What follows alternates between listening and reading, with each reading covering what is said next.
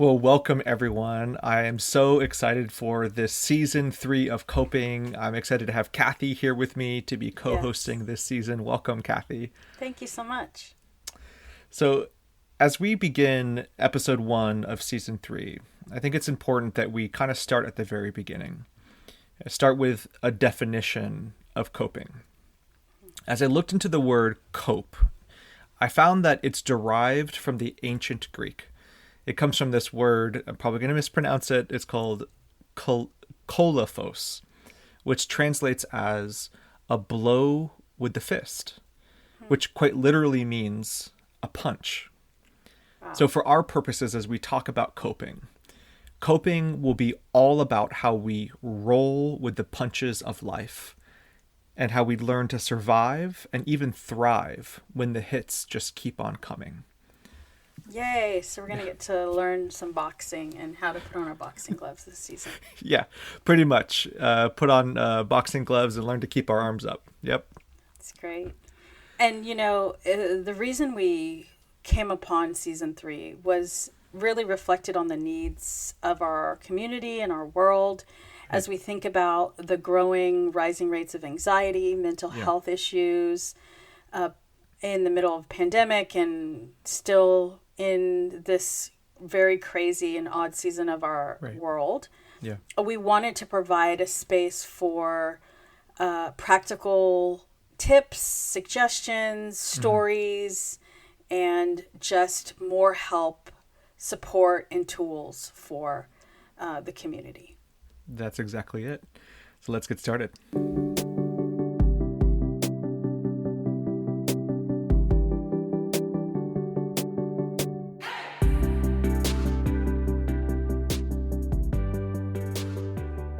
So, as we get started, one of the really important things to say, and Kathy kind of alluded to this, the idea of coping mental health is on the forefront of our minds more than ever before. And I think it's important to acknowledge that this is a good thing. Wouldn't you say, Kathy? This is a good thing that we're all mindful of Oh, the need absolutely. to be coping. Hands Yeah. down, I would say one of the biggest uh, blessings in disguise of COVID and lockdown was Right. that it shone a light onto mental health issues. And Right. so there's this stigma is lessening. And Sure. for someone to say, oh, they're stressed out, like we all are stressed Right. out. So Right. it's not just Right. an other situation. We are all in this together. Exactly. Yeah, so we have this word, coping that we're using now in a way that we weren't before. We understand when somebody says that they're feeling stressed out, having anxiety. Mm-hmm. These are now very common words and ideas that we And use acceptable, to. I would Yeah, say. acceptable. Exactly. There's not as much of a stigma as there was, I would say, even before COVID, Mm-hmm. as it relates to seeking therapy and help. So this is a good thing. And so I think this podcast hopefully will be timely for those who are looking to cope better. And that really brings me to my hope for this season 3. I think if there was one goal we were hoping to accomplish in this is to help us reframe coping. And obviously offer some tools and some tips for coping well. And that leads me to, I think, a reframe of coping in its entirety. When I hear people talk about coping in general, I sometimes hear folks describe their coping as either coping or not coping. So somebody who is struggling might say something like, "Yeah, I'm not coping, man. I'm really not doing well." Or somebody say describing that they're doing well might say something like, "Yeah, I'm coping. I'm doing okay." I think that description, this dichotomy of coping or not coping, doesn't serve us well and doesn't help us understand what coping really is, and Right. doesn't help us to live into what coping is all about. So, in reframing the understanding of coping, we have to shift away from the dichotomy of either coping or not and look at it instead on a spectrum. And what I mean by that is everybody is coping. We are all coping with something. Mm-hmm. And the question is, are we coping well or are we coping poorly? So the two ends of the spectrum being not coping and let me say that again. The two ends of the spectrum are not coping or not coping. It's coping well or not coping well. And so we're all somewhere in that, on that spectrum. Does that make sense? Is that how you would understand it, Kathy? Yeah, definitely. Yeah. And, you know, how do you see that, like with the students that you work with? Yeah, I think what often happens is that they're not even thinking about coping. Right. They are overwhelmed by anxiety or relationship issues or family situations, or they just lost their job, and then they're freaking out, and then they know that it's a bad situation, and so this is how they're reacting. Right. But they're not stopping to understand that there are, especially if these have been patterns from childhood or just throughout their entire life, that this is what they always do. Sure. And they don't even think that it's coping. They know they shouldn't, but they don't know what they should or should not do. So coping like well versus not coping well is a great way to teach it, and to also give as tools. It's a goal. It's a goal for us. So it sounds like students of yours who are facing a hard time find themselves like living in like survival, where they're just like reacting to their stressors around them, and they're just keeping their head above water. Right. They're drowning, and they're trying to keep their head above water.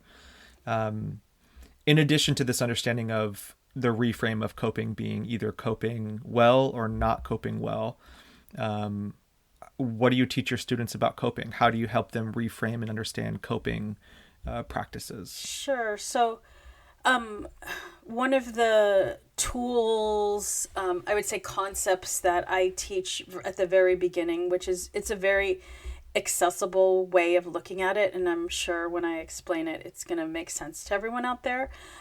Pastor Rick Warren, I think we all know him from Purpose Driven Life. He leads Saddleback Church here in Orange County, and has said that everyone lives at one of three levels: survival, success, or significance. Everyone lives at one of three levels: survival, success, or significance. Yeah.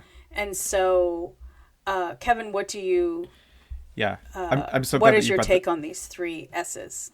Yeah, I'm so glad you brought this up. This is like one of my favorite teachings of his, and I think it's so revolutionary. Like, I remember the first time that I heard this teaching, that it just made sense to me why I felt so burnt out or so exhausted, because I was living in one of the lower three levels.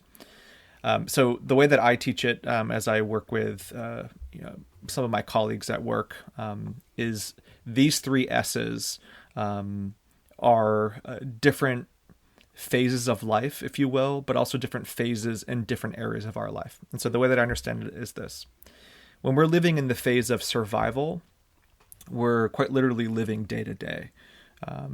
You may think of this as like living paycheck to paycheck, barely keeping your head above water when it comes to your finances.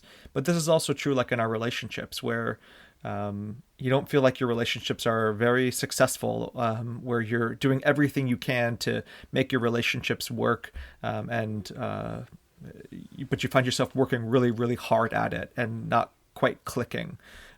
Can't find the right friend group, can't find the right community group, can't find the right partner, find yourself just really hustling in every area of your life, or in a specific area of your life, just hustling and barely ever making it by the end of the day.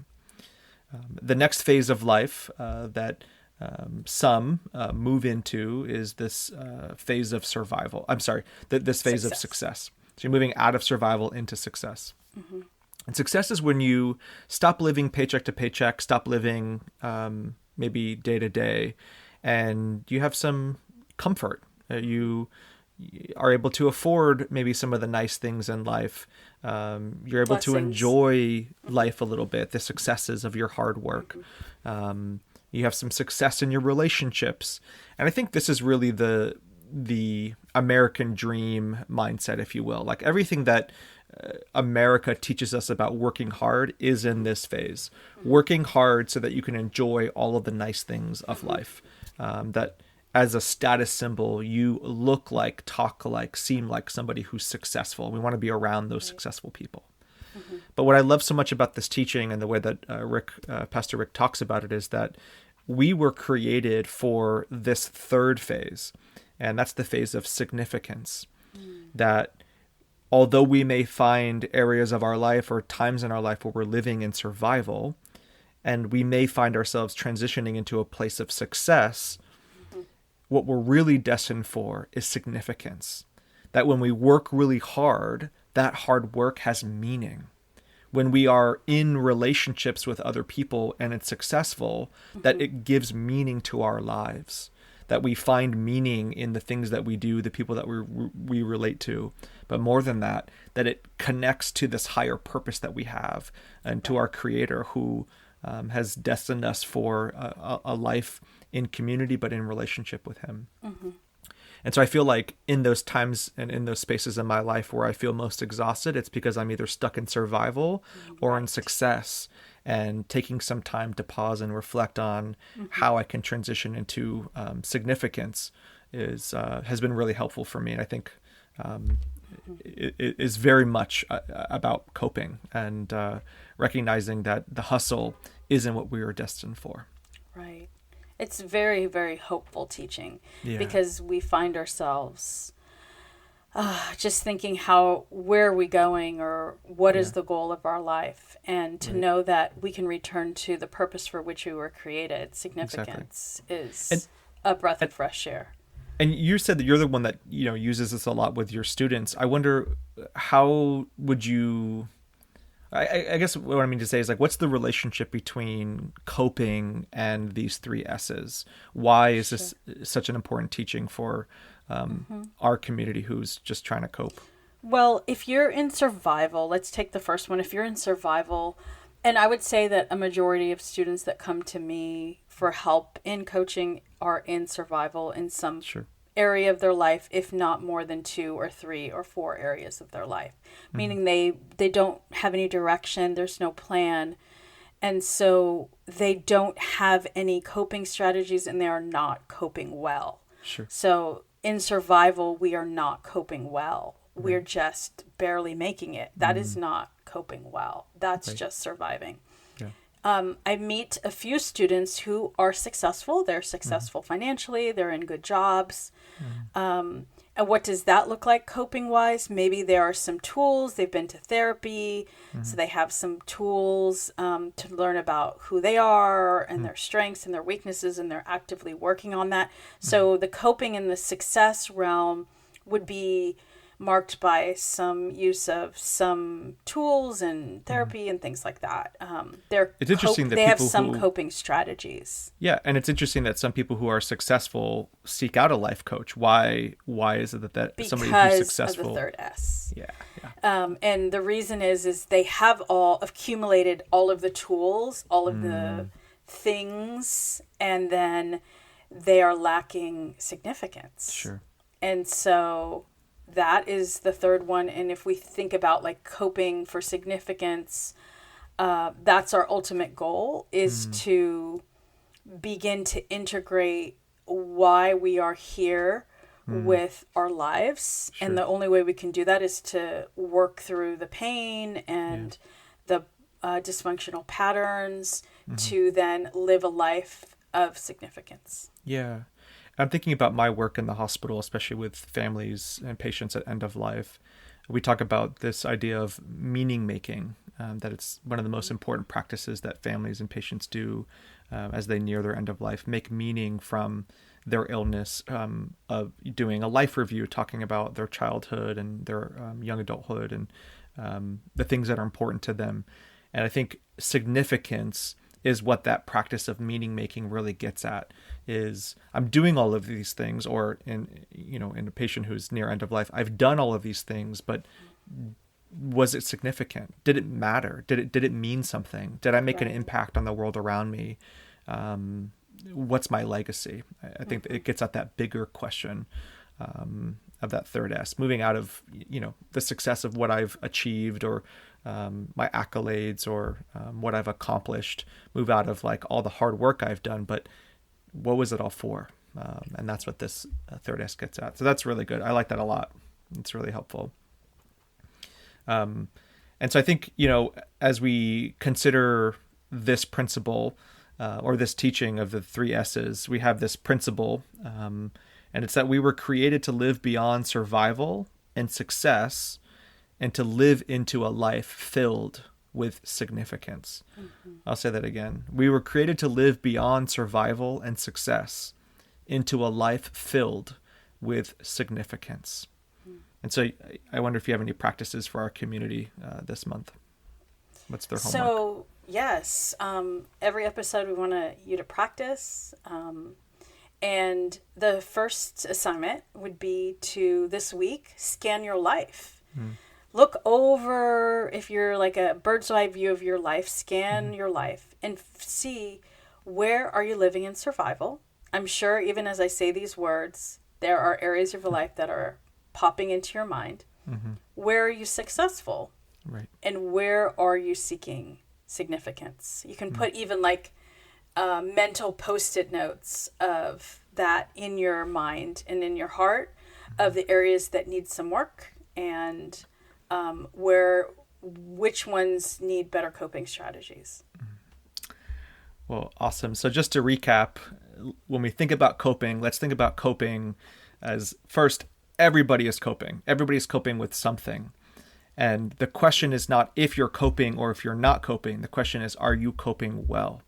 And there are tips and tools and strategies to be coping well. And a really good way to think about your measure of coping well or unwell is, are you moving from survival and success into this third phase of significance? Have you found significance in the majority of the areas of your life? And the homework this week, scan your life and do a journal. Talk with a friend about these three S's and try to identify what areas of your life you're hoping to transition into more of a place of significance. So with that, whatever you may be coping with, we are thinking of you and hoping. So let me figure out how to sign this off. How do we end this first podcast? Whatever it is that you may be coping with, we are sending prayers your way, thinking about you, and wishing blessings to you. Thank you.